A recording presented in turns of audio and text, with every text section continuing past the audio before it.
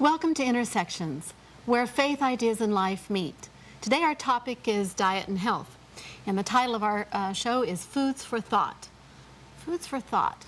I was raised in a family that was conscientious about eating and diet, but we weren't vegetarian. And I remember one day my mom decided that we were going to become vegetarian. My mom and my dad made this decision.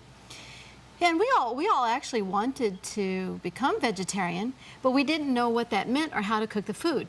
And so I remember my mom asking me to open this can of something called veggie burger. And so I opened the can and she made it into patties and put it in the skillet and served it at supper. And we were required to eat everything on our plate.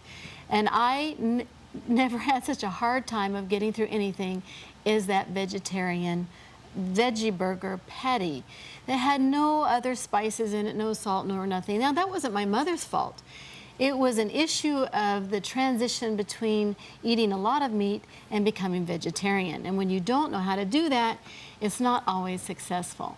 But today we're talking about foods for thought, things that are successful and things that aren't. Julius, you want to lead us off? Sure. I grew up vegetarian myself, but it doesn't mean that I've always eaten healthy. So you've always loved veggie burger?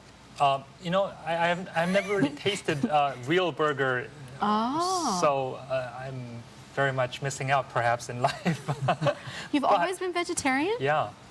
Wow. For better or for worse. You've never been to McDonald's and eaten a hamburger? I've had French fries. But let me get to my point, okay? The point is, what was my point? Well, I'd like to ask you a question, because I forgot my point. That is, what struggles have you had in your pursuit of dietary health? Any stories, anecdotes you'd like to share as we get our conversation going? I think mine is chocolate. I mean, I can not eat anything except chocolate. I have to have some of that every day. Every day? Yeah. What kind? Well, they say the dark chocolate is healthier. I don't know. And the more It's interesting how, when we struggle with food, it's very easy to rationalize why I'm eating something. I had the privilege of joining 5 other guys who all decided that we need to lose weight.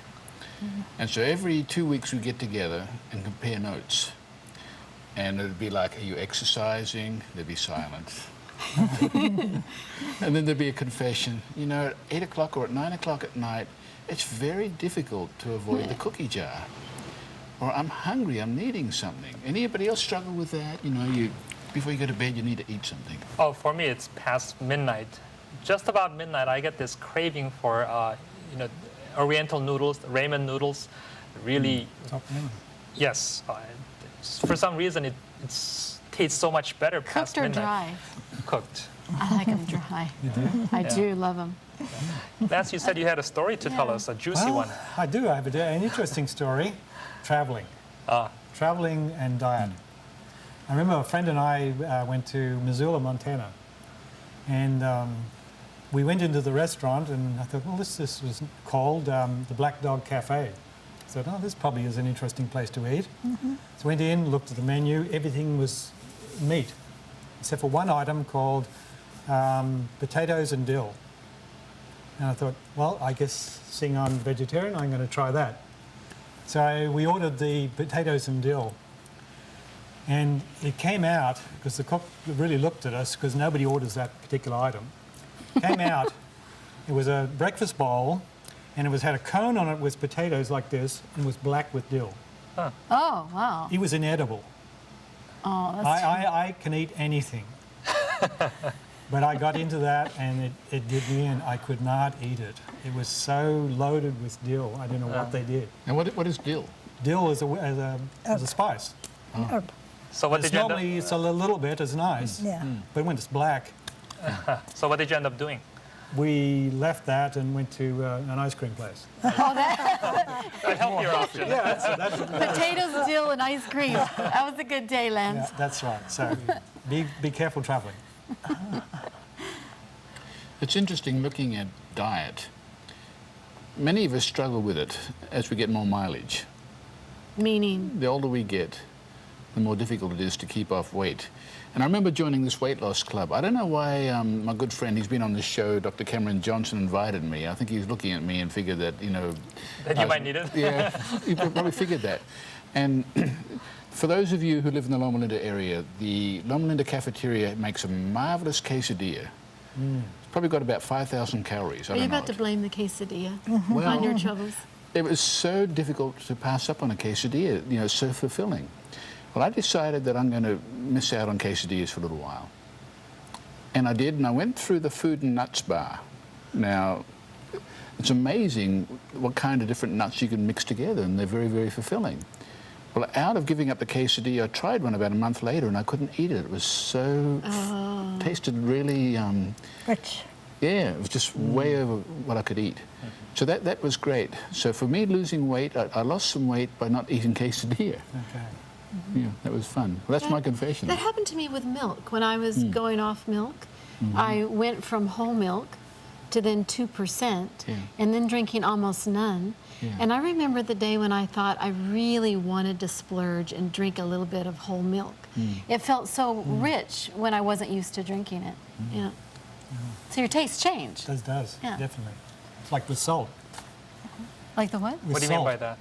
Salt. If you're used to having a lot of salt and you cut it back, and then you have something that's prepared in a normal salty way, it's very hard to eat. Now, we're right now sounding really boring. You told a story at the beginning. There's a lot of information out on the Adventist health study.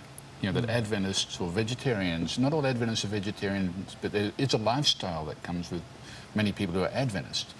And I worked with a gentleman years ago who was healthy, but he was commenting on the Adventist lifestyle. He said to me, you know what, your lifestyle and your food is so boring. You don't live longer, it just seems that way because it's so boring. But it's obvious, and when you eat the right food, you do live longer, right, Dr. Haddad? Yes, you do. Yeah, but, you know, I don't see the Adventist diet as boring. I mean, it's lots of fruits and lots of vegetables with all those wonderful colors and different tastes, and a variety of whole grains and all those wonderful nuts. I don't see anything boring about it. But see, that's It's really exciting.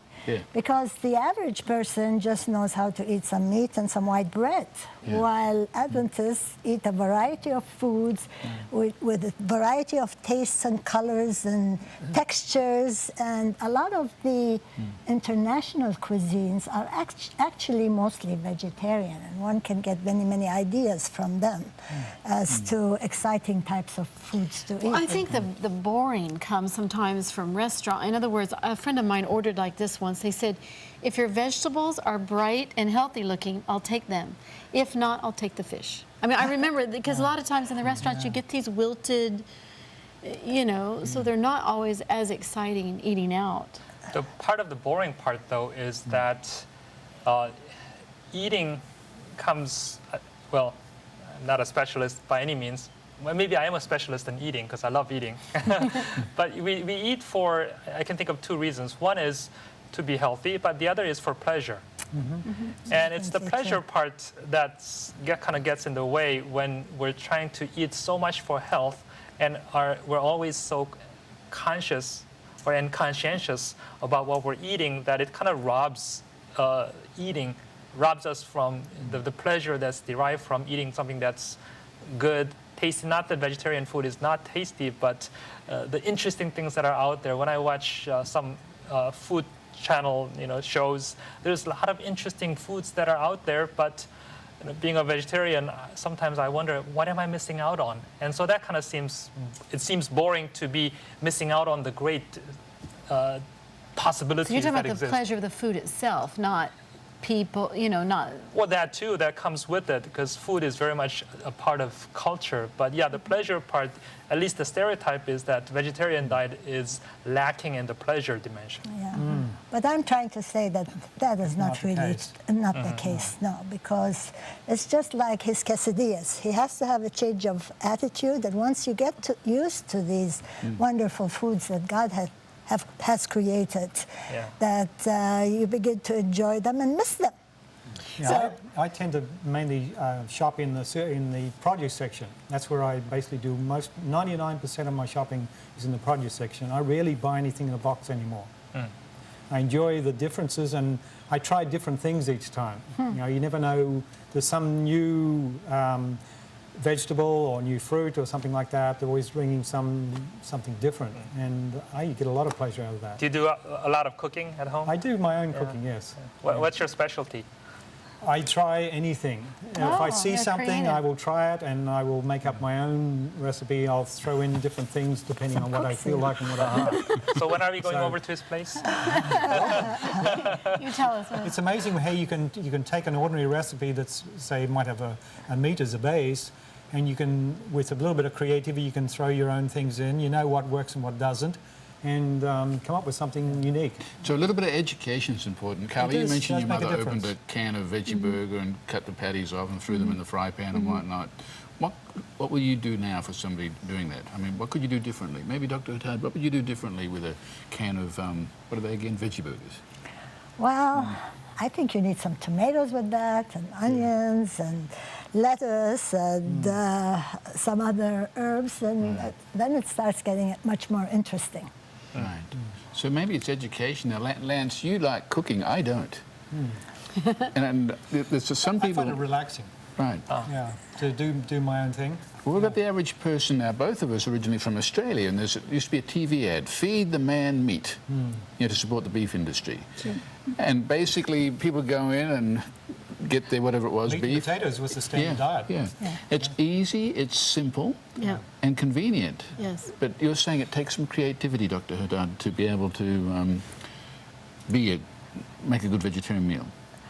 It takes some creativity, but if you're interested in food, and everybody likes to eat, I think it takes a change of attitude, understanding that these foods are much better for you than just meat or Well, potatoes. you're doing an investment. You're investing in your future as far as your health, and you're investing in the social part of it too, where you're sharing this wonderful thing that you've created together.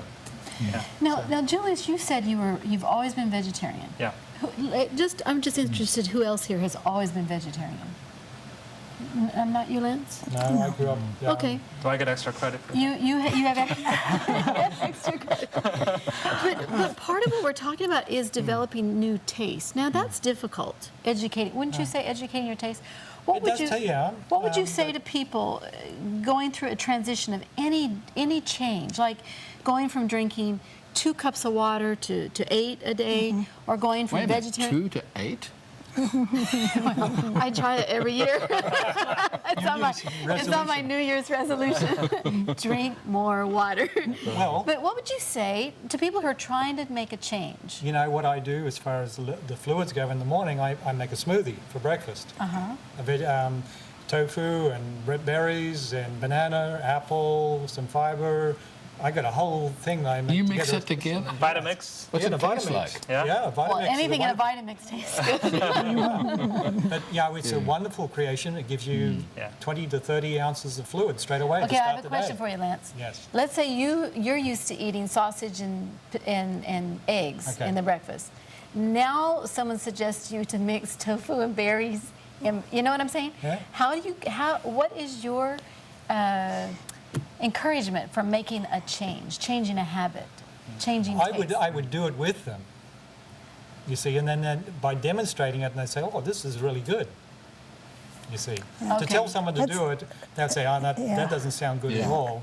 But to do it with them and say, "Okay, try it."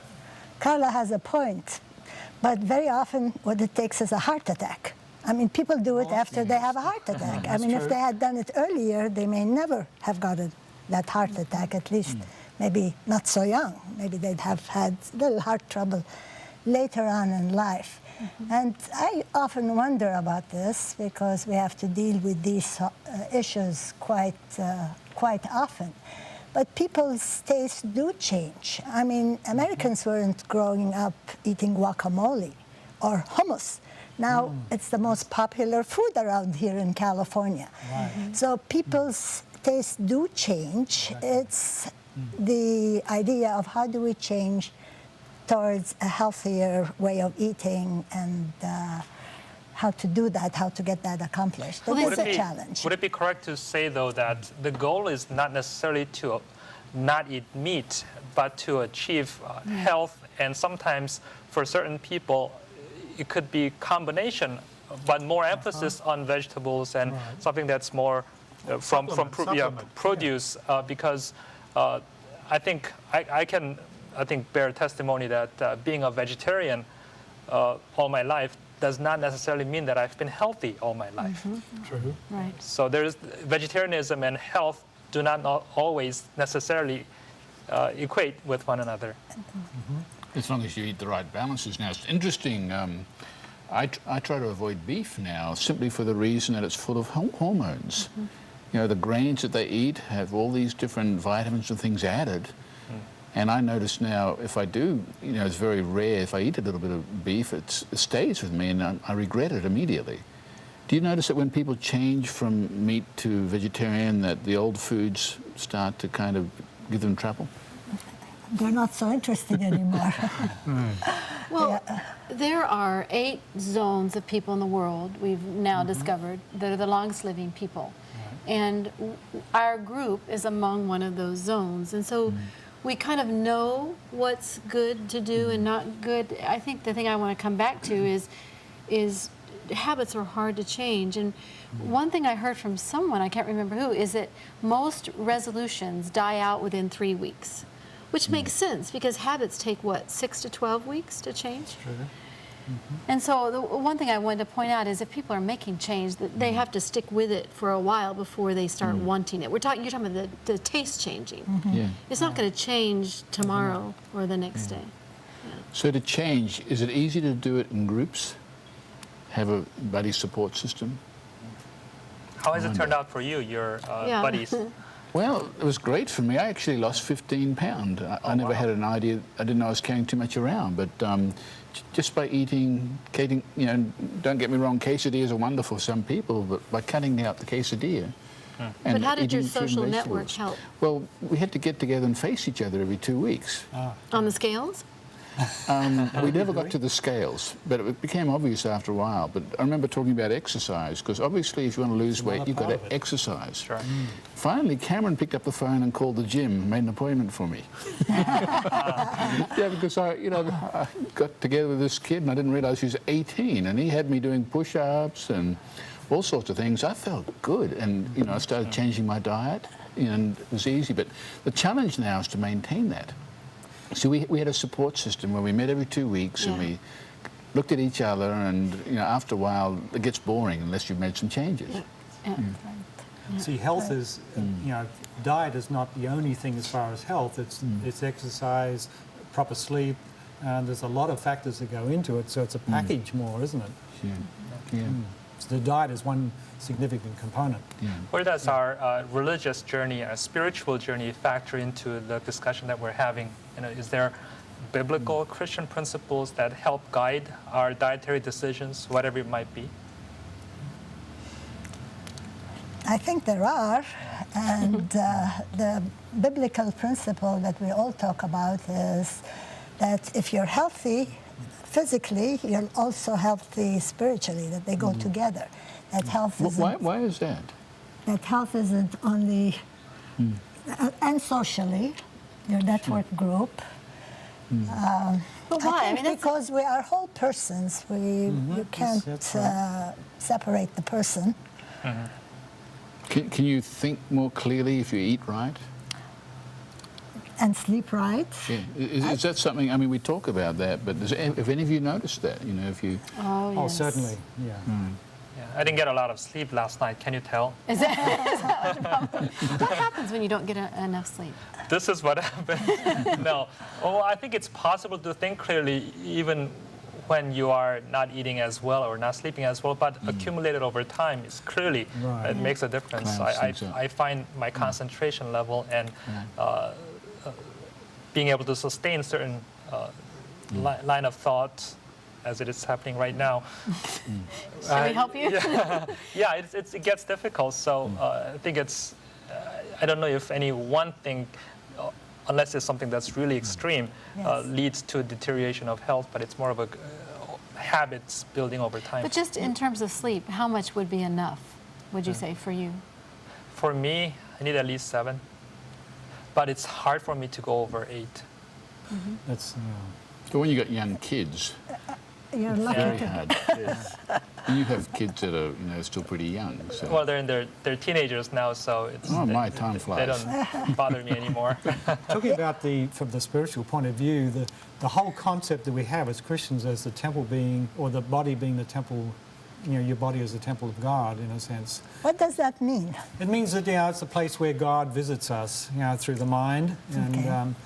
And that's one way that I've seen that's made a lot of sense to me. And so protecting that as much as we can by adopting good health habits is really important to me. Can God work through someone who is not very well, though, or who has some bad habits? He does incredible things. That's what grace is. Yes. Yeah. In spite of everything, he reaches people. Yeah. But Well, certainly, but I would say for myself, when I've had good sleep, I haven't eaten late at night, I've eaten good things that aren't high fat, I do better as far as coping with my relationships. And with God. I'd say the difference is actually more astounding than I would often admit, especially the sleep issue. I actually need 8 hours. I wish I didn't, but I do. So when we look at eating right and sleeping right and exercising right and all that, would it be correct to say that sometimes when these things are clouded that our emotions get more powerful? Oh, definitely. What do you think, Dr. Haddad? Definitely. I'm asking her because I know she knows so much. Yeah, I think so. I think one of the more exciting things that has happened in nutrition lately is people discovering a little more about the importance of vitamin D. I mean, we always said, sunlight is important, but our modern lifestyles, we're inside all the time. We barely get out in the sun. And something about being out there in the sun, getting sufficient vitamin D, exercising out there in the sun, and of course not overdoing it, because sunlight can also be harmful. But that elevates your mood, makes you happier. So exercise, sunlight help in making you feel better. it's been an interesting observation to me. I do a lot of, I used to run marathons and now I'm into mountain climbing. And I climb mountains and hike with people often half my age. And I'm vegetarian, pretty much 98% vegetarian. And I can usually either exceed their capabilities or at least keep equal to their capabilities. And I'm with my vegetarian lifestyle. And that's really interesting just as an observer of life and how this all works. Tell us a mountain you've climbed.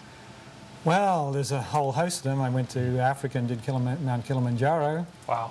Wow. Came back with some wonderful photos. Wonderful photos. I climb all the mountains in our local area, San Bernardino Mountains, Mount Baldy, San Jacinto, San Gorgonio, all of the local mountains, pretty much every weekend. Now, Snow. Lance, for people who don't live in this area, what's the highest mountain here and how many times you climbed it? In this immediate local area, San Gorgonio, which is 11,500, and I have no idea how many times. I've lost count a long time ago. Is that like once a month? Yeah. Yeah, pretty much, yeah. And you've climbed Mount Hood, you said. Yeah, we've made 2 attempts at Mount Hood, but weather's beaten us both times. That's in Oregon. Oh, Yeah. Wow. Yeah. And I spent 3 weeks trekking in the Andes. But once again, I am in no deficit with my vegetarian lifestyle when I'm compared with people who have either multi-dietary habits or exclusively almost omnivores. It's interesting when Daniel and his fellow captives were captured in Jerusalem. Yeah, Remember they went before the king's dietitian yeah. and they begged to eat. What was it they ate? I guess they ate vegetarian food, right? That's right. Essentially, yes. Yeah. Yes. And they were proven to be able to be right on top of things when it came to thinking. So it kind of makes sense with what you're saying, but still it's a challenge. Yeah, Earlier- and it's an investment in life. You Yeah. invest in what we do with lifestyle for the future. Nothing comes easily necessarily, but it's an investment. I like to use that word because it's so meaningful. We invest in our futures. in But you have a to be whole wise, host of ways. even with vegetarian diets, because I know some vegans especially struggle with lack of vitamin B12. I have some friends that struggle with that, and that can be a real issue for children especially. Yeah. So Earlier, Carla, you were talking about, okay, we want to be healthy, we want to eat healthily, and live longer. Yeah. But then, so what? I'm hearing that one of the things is the just enrichment of life, and the joy that comes from being fit, and the relationships that one can build along the way, and the richness of life. I guess that's something that I'm hearing, especially what your story is inspiring me, because I dabbled at running half marathons, and I like to be a better runner, and you're inspiring me. You can come out with me climbing next weekend. I'm not committing yet. The invitation's open. We might need to Thank develop you for the invitation. No, but I was thinking about yesterday. I was biking down at Newport, and we were biking along the sidewalk, and a man came out of his house and kind of fell into the sidewalk because he had been drinking the night before, I guess. Wow. And we swerved around him, and I remember thinking, you know, there are so many different choices you have, and I'm just so thankful. All the choices in my life have led to the one being on the bike. But they could have been other than that. Yeah, it could have been very other. And I think that's a good point, your choice. You know, we do the best we can in all of this, you know, in lifestyle. We do the best that we can given our circumstances and the limitations we might be facing. I think that's a good thought. So in pulling this together, because we're almost out of time, it looks like there's a package to having a good life. And one is what, right eating, we talked about that, right sleeping and right exercise. Being intentional in the process. Being Good word. intentional. Yes. And that's a challenge, being able to stick to it. And knowing that all of this affects the sacred space with God. That's right. Yeah. Well, that's a wonderful note to end on. We're about out of time, and we hope you'll continue to watch Intersections, because that's where things really happen.